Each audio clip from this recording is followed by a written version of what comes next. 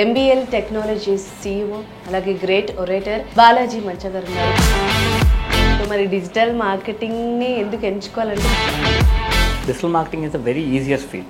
So ఎందుకు easiest అంటానంటే దీనికి బ్యాక్గ్రౌండ్లో పెద్ద పెద్ద డిగ్రీలు లేదంటే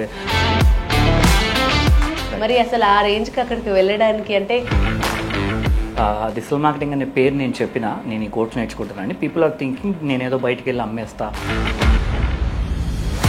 మార్కెటింగ్ అంటే అదెందుకు వెళ్ళి అమ్మాలి అని అదే సేల్స్ వేరు మార్కెటింగ్ వేరు. సో చాలా మందికి అది తెలియదు.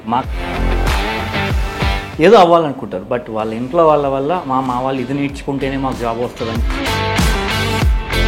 సార్ మరి ఈ డిజిటల్ మార్కెటింగ్ నుంచి అసలు Bigg Boss work as a PR for celebrities like మరి ఈ సీజన్లో ఎవరు చేస్తున్నారో తెలుసుకోవచ్చా? ఈ సీజన్లో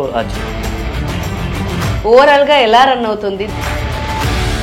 టు బి ఫ్రాంక్ అండి ఎలా రన్ అయినా కానీ అంటే రియల్గానే అందరికీ అలా అనిపిస్తుందా?